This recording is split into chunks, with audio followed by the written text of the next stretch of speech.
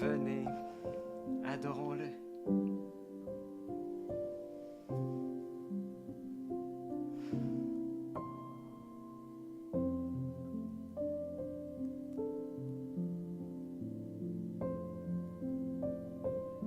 Seigneur, merci d'être venu jusqu'à nous. Nous t'adorons. Wow! Joyeux Noël! Bienvenue à Lumière de la Parole. Donc, c'est aujourd'hui le beau jour de Noël où est-ce qu'on est en communion avec Jésus qui vient jusqu'à nous. Et à travers cet enfant de la crèche, ben, c'est notre Dieu que nous venons adorer. Alors, je vous souhaite écouter, en ce beau jour de Noël, j'ai goût de vous souhaiter mes meilleurs vœux de joie, de paix, d'amour, en ce Noël si particulier. Je vous souhaite mes meilleurs vœux aujourd'hui, puis de la part aussi de toute l'équipe diocésaine, de toute l'équipe de la paroisse Notre-Dame de Foi. Alors, ça me fait plaisir. Je suis Dominique Lerouzès, prêtre collaborateur, et puis heureux d'être avec vous ce matin pour souhaiter joyeux Noël. On est-tu le matin, le soir, bref, le jour de Noël. Alors, saviez-vous aujourd'hui qu'il y avait 4 messes possibles, en fait, pour le jour de Noël? Il y a la messe du soir, le 24 au soir, mais c'est-à-dire à la tombée du jour, la messe de la nuit, la messe de l'aurore et la messe du jour. Alors, pour ne pas faire trop long, je vais prendre l'évangile aujourd'hui de la messe du jour, qui est un des textes les plus importants de la Bible, c'est-à-dire le prologue de Saint Jean. Donc, évangile de Jésus-Christ selon Saint Jean. Au commencement était le Verbe, et le Verbe était auprès de Dieu, et le Verbe était Dieu. Il était au commencement auprès de Dieu. C'est par lui que tout est venu à l'existence, et rien de ce qui s'est fait ne s'est fait sans lui. En lui était la vie, et la vie était la lumière des hommes. La lumière brille dans les ténèbres, et les ténèbres ne l'ont pas arrêtée. Il y eut un homme envoyé par Dieu, son nom était Jean. Il est venu comme témoin pour rendre témoignage à la lumière, afin que tous croient par lui. Cet homme n'était pas la lumière, mais il était là pour rendre témoignage à la lumière.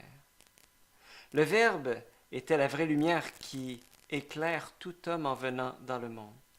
Il était dans le monde, et le monde était venu par lui à l'existence, mais le monde ne l'a pas reconnu. Il est venu chez les siens, et les siens ne l'ont pas reçu.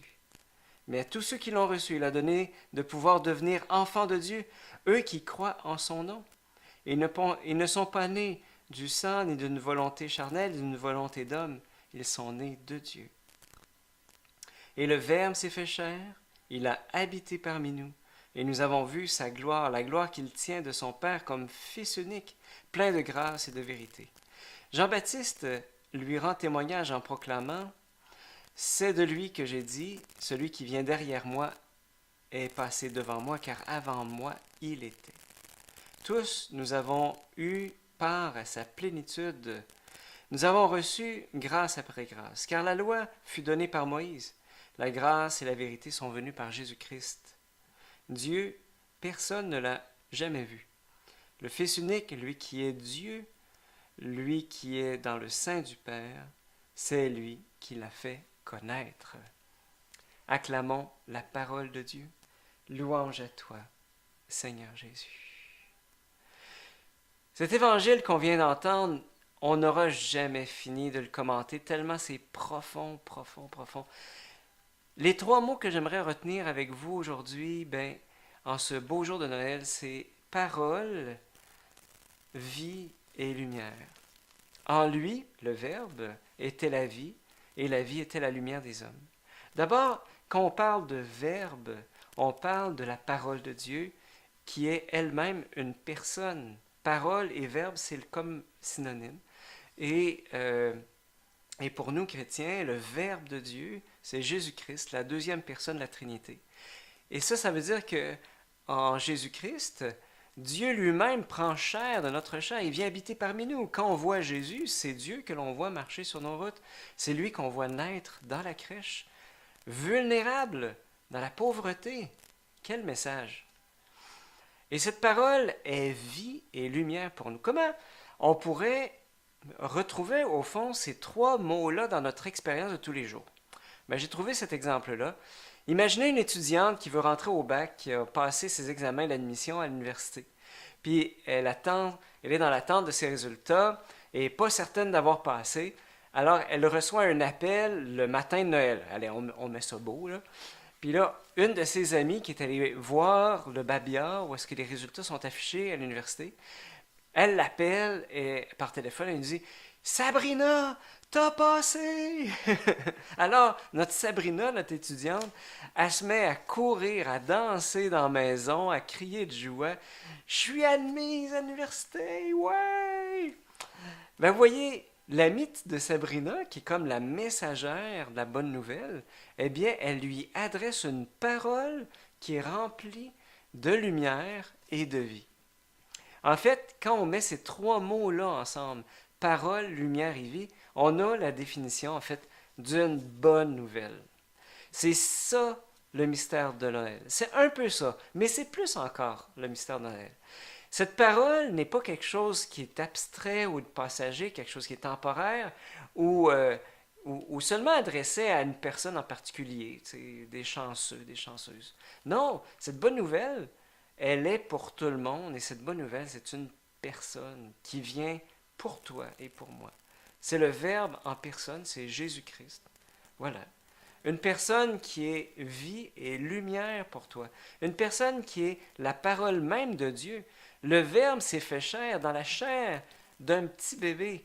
Le Dieu, au-delà de tout ce qu'on peut imaginer, au-delà de tout, eh bien, il s'est fait si petit qu'on peut le prendre dans nos bras. Sainte Thérèse de l'Enfant Jésus disait « Comment puis-je craindre un Dieu qui s'est fait si petit ?»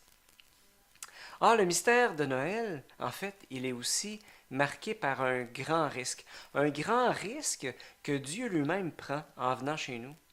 Eh bien, c'est que cette parole de Dieu faite chair, cette bonne nouvelle qui est vie et lumière, ne soit pas reconnue. D'ailleurs, on peut mettre ensemble deux évangiles qu'on entend à Noël. Il n'y avait pas de place pour eux dans la salle commune. Vous vous rappelez Joseph et Marie qui cherchaient une place pour simplement enfanter Jésus. Et ils ont trouvé une place dans une étable, hein, dans un endroit qui était pour les animaux. Et le Verbe, donc ça c'est le premier évangile, le deuxième évangile, le Verbe était la vraie lumière. Le monde est venu par lui à l'existence, mais en lui-même, en venant dans le monde, eh bien, le monde ne l'a pas reconnu. Oui, Dieu prend le risque de venir chez nous. Pourquoi? Uniquement par amour.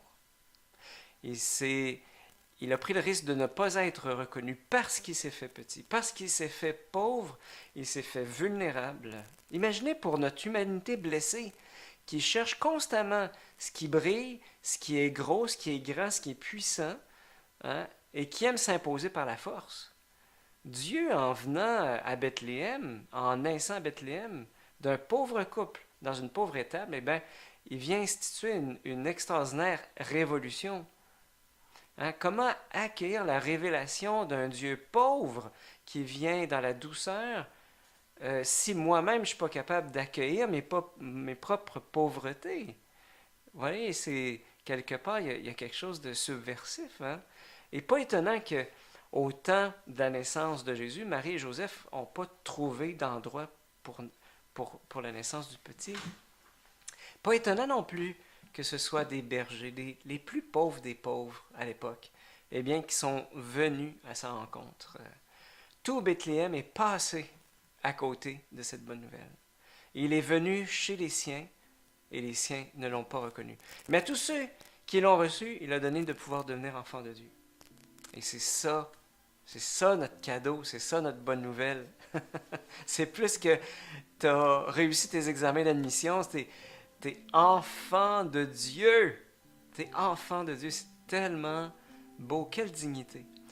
Et aujourd'hui, est-ce différent qu'à Bethléem? il est tellement facile de passer à côté du réel mystère de Noël, hein, en faisant de Noël une fête de la consommation, là, alors que Dieu s'est fait tellement, il nous a montré sa vulnérabilité.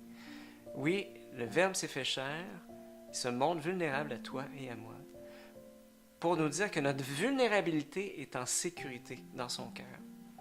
Et Jésus, dans la crèche, il est le murmure d'amour du Père pour ceux et celles qui l'accueillent et qui accueillent en même temps leur vulnérabilité. Et donc, je te pose cette question. Eh bien, en ce beau jour de Noël, y a-t-il des moments dans ta vie, des moments où tu as goûté à la vulnérabilité de Dieu et que cette vulnérabilité a été pour toi bonne nouvelle? Hein, comment ça s'est passé, ces moments-là? Donc, je répète la question pour toi, pour la famille, pour la maisonnée. Y a-t-il des moments dans ta vie où tu as goûté à la vulnérabilité de Dieu et que cette vulnérabilité a été bonne nouvelle pour toi? Et comment ça s'est passé? Sur ce, je souhaite un très joyeux Noël et pensons à tous ceux et celles qui sont seuls à Noël. Petit coup de téléphone, ça fait toujours plaisir. Joyeux Noël.